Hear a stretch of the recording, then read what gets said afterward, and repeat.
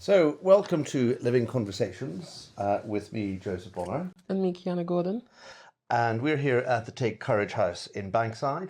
And this is the first in what we hope will be a short series of interviews with leaders of the main parties represented here in the London Borough of Southwark. And Living Conversations is hosted by Living Bankside, where we'll be discussing life, politics with a small p perhaps, current issues and how we might be able to solve them. And we're delighted to be joined today by Councillor Victor Chamberlain. Hello. Who is a councillor for Borough and Bankside and also the leader of the Liberal Democrat Party here in Southwark. So very welcome. Thank you, Joseph. Thank you, Keanna. And we'll go straight over to our first question and over to you. So, Victor, before you were a politician, what was that moment that caught your interest, that made you get up off the sofa and sort of get into action? I think I got really sort of activated by what was happening during the Iraq War. You know, I was a teenager at the time, and I thought that what was happening in Iraq was wrong. I thought it was not the right course of action. I thought, the UK was behaving in a way that was contrary to our values, was contrary to international justice and peace. And I just, like a lot of people, I couldn't put up with it. And, as a young person, I felt quite powerless, but I thought one of the ways that I could show what I felt and to make an impact was to get more active. And I joined a protest in Manchester, where I was living and where I grew up, about that. And that sort of steadily led me into politics. Actually, I joined the Liberal Democrats as a result of the Iraq War, because the Liberal Democrats were the main party opposing the Iraq War. Charles Kennedy at the time was the most vociferous opponent in Parliament, challenging Tony Blair and the Labour government on the illegal Iraq War. And I'm really proud of my party for what it did and during that time. And I think it's got such resonances today. What's happening in Iran feels exactly a similar thing, where we're being forced into a war in the Middle East that potentially is an illegal war, that is we're not having a vote in Parliament. We as the public don't necessarily condone what's happening or the way that Britain is being brought into that conflict. Our oil prices are going up today, as a result of that. And I think it's important that we have a strong internationalist party of, and that's what the Liberal Democrats are for me. And I think I often think back to sort of what got me motivated and what keeps me as a Liberal Democrat, and what we stand for and those values that we epitomised during the Iraq War, but now with Iran, are certainly what sort of drive me. I'm an internationalist at heart. I believe in peace. I believe in cooperation, working together and being part of an international community. So, yeah, I think it's still something that feels it still gets me passionate. It's something that I still feel very strongly about. I mean, there's definitely useful to see, you've been in local government for quite some time now, and to see that you still have that same passion and drive is quite useful. Oh, thank you. You don't hear that every day. No, I don't. Keeping with your younger self, if you could go back and speak to a young Victor, Okay. When you were starting out in Southwark or even before you were here, what would be the one piece of advice you would give that person? I think we always have a tendency, particularly in politics, to talk. Politicians like the sound of their own voices. They like to put their point of view across. But I actually think the best skill is about listening. I think when you actually listen and when you genuinely hear someone, that's when you are the most effective. That's when you actually have digested what someone's trying to say. You're hearing their perspective. You're hearing what they want to happen, not just what you think should happen or what you would like to do or what you think the best outcome is. It's actually what people need and what people are, how they're perceiving things and how they feel that you can support them. And I think we could all do with listening a bit more and hearing each other. I think particularly politics at the moment, and I think it's probably always been thus, but it feels particularly in the current sort of world of so much social media noise and the rise of populism, that we are all shouting and there's a lot of noise, but we've stopped hearing each other. We've stopped listening to each other. And, actually the more that we sort of, start talking less, listening more, I think the world would be a better place. And I also think we as councillors, as politicians, but even in just our daily lives, I think if we did just take a step back and see it from other people's perspectives, I think the world would be a bit of a better place. I always think we have 2 ears and 1 mouth. We should use Yeah, in proportion. it's such a great phrase. Yeah, I completely agree with that. I mean, I'm just as bad as everyone else, I'm afraid to say. You are a politician after all, so... But I should listen to myself, listen back to that and make sure I do, honour that. Thinking more locally now, what would you say? You're a councillor now for how many years? I've been a councillor for 8 years in Borough and Bankside. So what would your favourite memory be that you can share with us? What, during that time of being a councillor? Well, about Southwark. About Southwark. I mean, about the borough, I mean, obviously, I think the thing that makes me happiest is meeting my partner, Simon. I met Simon in Southwark. Our lives have been, always in the borough together. We both lived here. We met at the HMS Belfast. We did a lot of walking during the lockdown because that was the thing that we could do. And we got to explore our wonderful borough. Walked along the South Bank a lot of times, so we got to know that really well. Avoiding the runners. Yeah. But actually, you realise what a beautiful place our borough is, and I think, although that was a really traumatic period in lots of ways, for me it was very special because obviously I met the person I love, but it was also, a chance to really get to know the borough too. To go and see bits that I hadn't explored as much, and really sort of spend the day, as much as we were allowed, going out and exploring. Actually, quite a lot of the green spaces that we've got, some really beautiful places in the borough. And I think, I remember actually, like when I was trying to impress Simon, I went to Borough Market. I thought, I'll make him a nice dinner. And I'm not the best cook, but one of the things I can do quite well is a mushroom risotto. So I thought I'm going to pick the really interesting mushrooms from the market, and just picked all the ones that look really quirky and great colours. And anyway, I went to pay and it was like 30-something. He better like that. But thankfully he did. So yeah, I think sort of I think about, when I think about happy memories of Southwark, I think about Simon because he's been a big part of my life here. And that's six years on. Yeah, I guess. Yeah. It is. Time flies. And you're having fun. Keanna. I mean, so you've spoken about listening and you've spoken about relationships, but what other passions, beliefs, values would you say are of a priority to you? I mean,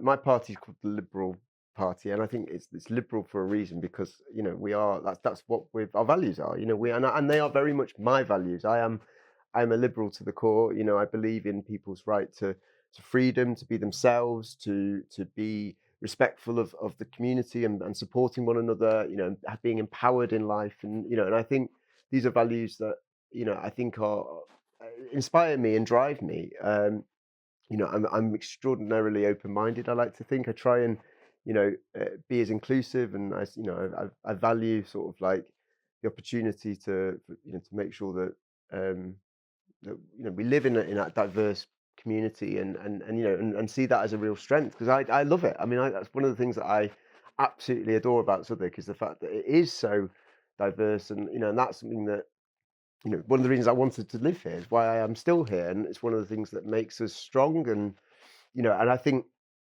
actually this is a liberal place to be, and I think that's why I feel so at home here in this borough, because it is about I think it epitomizes what liberalism is about, and the opportunities that we have in this borough are, again, sort of, I think, something that is inspired by liberalism. I am also, I feel like, I'm driven by sort of, the need to make the world a better place. That's a bit of a corny phrase, but, I think it is something that I want to leave a positive impression on the world. I want to be able to do something that, leaves some positive impact, and I've been very lucky in my day job. I've been able to sort of work for, the non-profit sector, to work, to deliver affordable housing, to work for, to deliver new hospitals. So, that sort of, I've always had that social mission, that drive to sort of try and be doing something, to do something for for the public good. But yeah, I mean, I'm also, someone that, quite relaxed. I'm not too formal, and I'm not too fussy, I hope. So I quite enjoy just, relaxing with people, and I'm quite friendly and social person. So I think these are things that, sort of come out with, hopefully with how I operate in politics, but also, how I like to socialise with friends and family. And Yeah. I mean, the qualities you mentioned clearly align with what you do for work. So I think it's quite nice that you found something that aligns so well with your character. And I think you touched on that when you mentioned Southwark being sort of a place of opportunity and diversity, a place where you can sort of find yourself. And I think it's quite nice that you sort of lean into that and sort of help others sort of find what their thing is and who they are. Yeah, I mean, obviously, we still have issues in the borough. This is a wonderful place to be. And I think it is. I think it's, for me, obviously the best borough in London, in the country. But it is also one that we still need to keep working on. Those values that make it great are there, and we have all the amazing potential. And I'm hugely ambitious for our. I mean, that's what the councillors are for. Yeah, absolutely. I think whilst, we don't always agree. We do recognise there's lots of good things the council does, and but I think we can do it even better. I think we can be far more ambitious for this borough. And I think we've got all the potential to be even greater. So yeah, we would agree it is a great place to be, to live, to work, to visit. But there are some issues, of course, and we've had a few that have come in to us and been raised. So just looking at least one of those, primary schools. So as you know, we've seen a number of primary schools close. I think 8 in Southwark since 2022, including the end of the Charlotte Sharman last August. And to many, it felt like the community hub was being ripped out in Elephant and Castle. How do we explain to a child in SE1 why their second home had to vanish? Yeah, I mean, I think it's really troubling what's happening in Southwark. I think we've always been a place where families can thrive. And I think increasingly this is a borough that is really difficult to bring a family up in, to grow up in, and that needs to change. I think that is something that we as the Liberal Democrats and my party are certainly trying to highlight in this election, that we need to make our city and our borough a much better place to be able to be a child and to raise a family. Because if we don't, then our city will suffer, and it will shrivel up. We cannot survive if we don't have families, and we have a range of families. It's not just people that are able to afford to live here that should be part of our communities. It needs to be people of all different social, economic backgrounds. And I think part of that is driven by the fact that we've stopped building enough housing that people can genuinely afford. We have a real housing crises actually. We have housing crisis on every front in this borough. But one of the most acute in our borough, particularly here in the north of the borough, is around sort of the lack of affordable family housing, and that's just pricing families out. There is nowhere for people to be able to bring up their families in a sustainable way around here, and that's not right. We have to fix that. We have to make sure this is a borough that continues to see generations growing up here for many years to come. And that needs to be.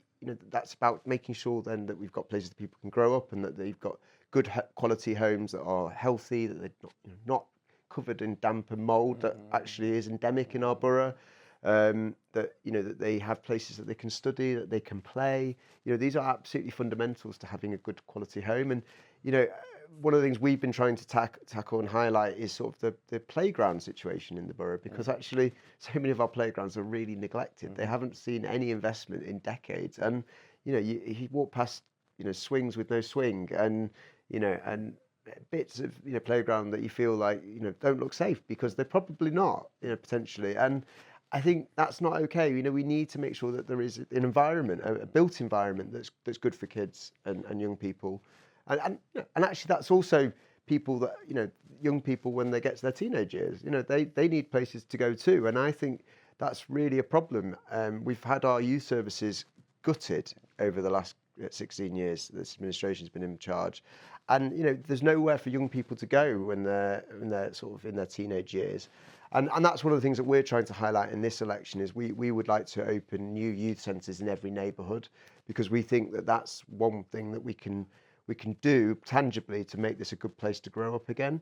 It's part of the solution, but the how we fix that problem long term, and how we make sure that schools like Charlotte Sharman don't need to close in the future and that they are long-term sustainable is that we need to build a better mix of housing, and we need a real council house revolution. That's the only way I see sustainably that we can keep this borough as a very diverse place, and one that continues to be somewhere that people can thrive and thrive in their young years and later years as well. I mean, touching on what Joseph just said, and some of the topics you were talking about down to the infrastructure, birth rates is another thing we're seeing I think we're down 21% since 2011.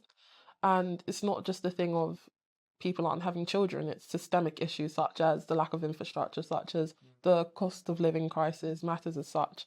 And is Southwark becoming a place where you can work and have fun, but you can't raise a child?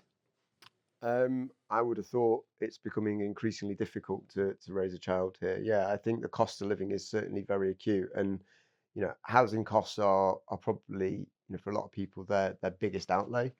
I think a lot of people are paying 50% of their take-home pay or more, in rent, or and how you can raise a family as well as that, I just don't see how it's possible. And I think that that again, it's sort of we have to fix that, because that isn't okay. That we do need people to be able to have a good life, as well as having a good place to call home. They need to be able to to eat well. They need to be able to go out and socialize and have fun, and and stay healthy. And it's not just Southwark. I think this is a UK problem, actually. I think we have real problems with productivity, with the economy is so stagnant, and it isn't growing, and it hasn't been growing for so long. And I think there's lots of systemic problems there. We're not training people up well enough. We're not empowering them to succeed in life. They're not. We're not getting productivity where it needs to be, and we're not. We are an imbalanced economy, and all these things mean that absolutely it's people feel the hit in their back pocket, and that ultimately that does mean that they have to make life decisions that sometimes mean that they can't bring up a family. But saying that, I do have lots of friends that are starting families, and I think it's wonderful that they are. I think it's it's great that people are still still able to do that. But I know from friends that are doing it in our borough that it's a huge struggle, and they're feeling the pinch, probably more acutely than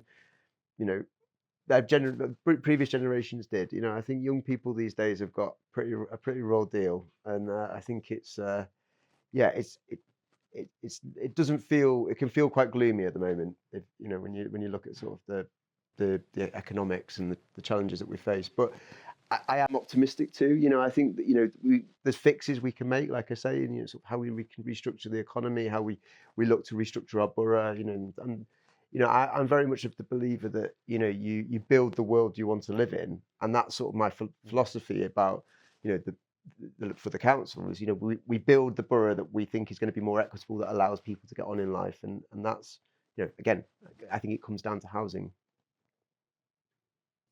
Now, we talked a lot about the key issues already in the area, but just thinking about the solutions perhaps in the system, and what we're seeing here in Southwark, we find that residents are increasingly finding that their voices are being disregarded, or that they're not being considered properly when it comes to local decision making.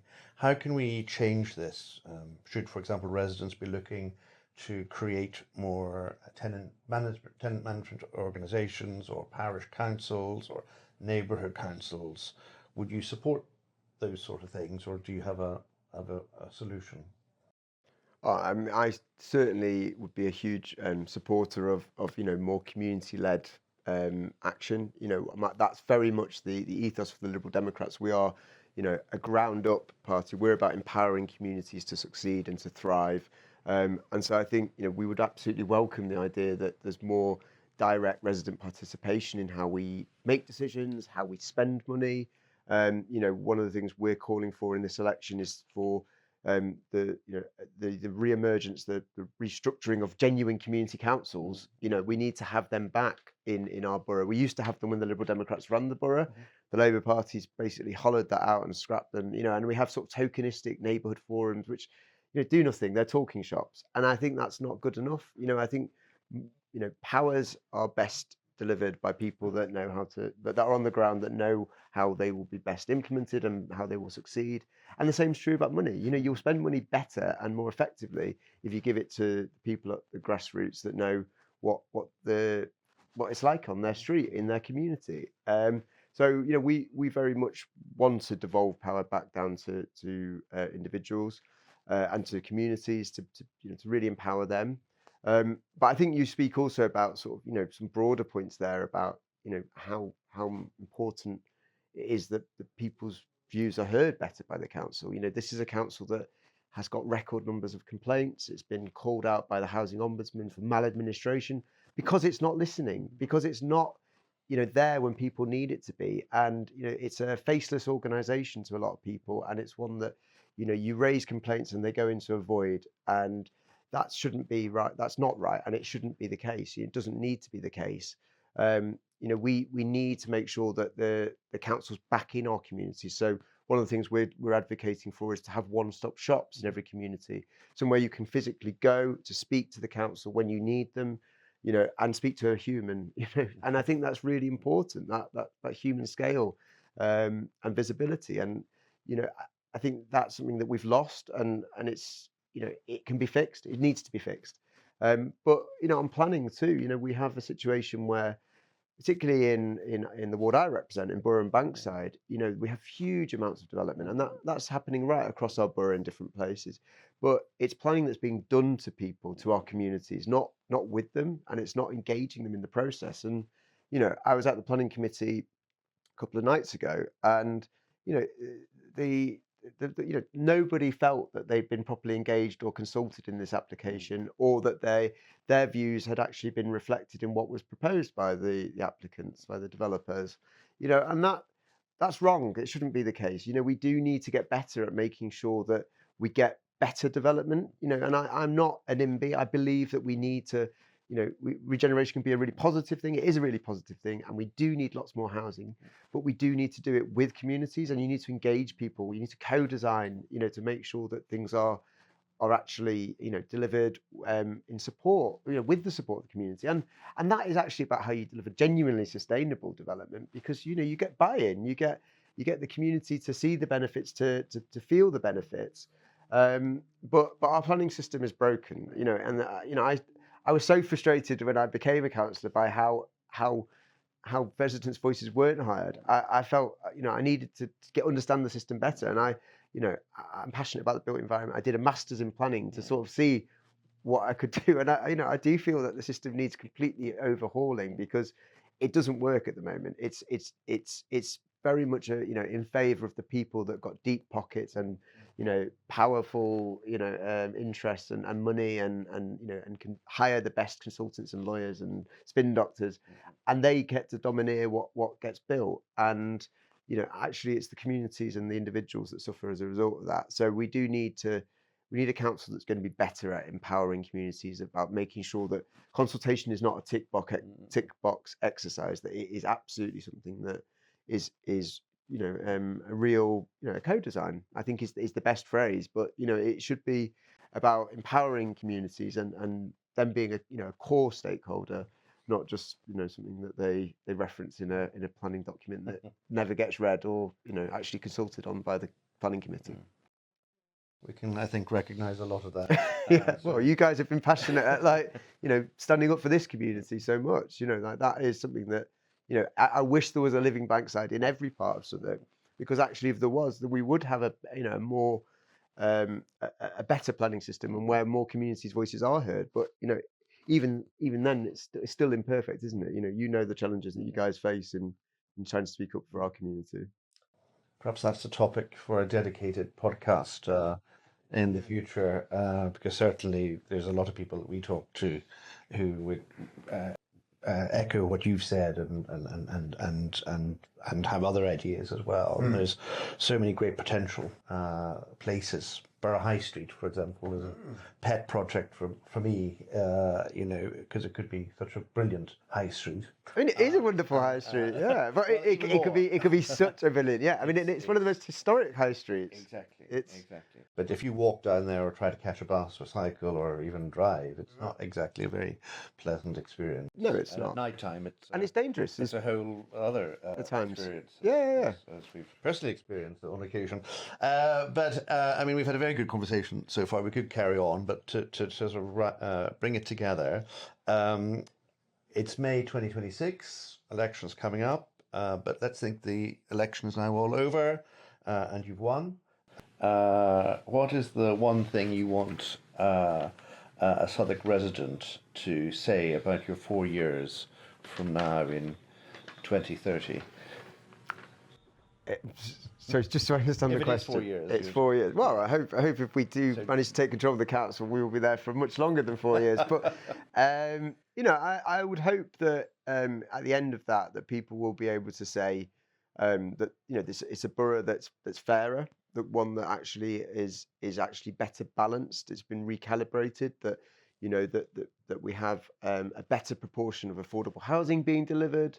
I think we should be delivering 50% affordable housing, where we're able to, because it is possible, and we do need to be tougher on developers, and work with them as I've advocated to get better deals for communities. I also would hope that after a few years that people would reflect that the council is accessible again, that it's in their communities, and that there is someone that they can engage with when they need support, and that the council can be a trusted, reliable part of their community. I think as well that I would like to see the council being much more ingrained in the communities, and that goes back to that point we were talking about empowering communities and making sure that decision making is done at a much lower level, and it's less centralized, and it's less done through patronage and and looking after self-interest, which I'm afraid I do feel that the current administration has. And I think we need to sort of be a more open and honest council, but part of that as well is we're a council that's now facing an £80 million funding black hole over the next 3 years. So the next few years are going to be really challenging for Southwark Council. And I would hope that people would be able to say, the next local elections, that we'd managed that process well, that we'd been thoughtful and constructive about how we had those conversations with the public about how we use our budgets well and better. And I think we have to have a better conversation about how the borough works with partners.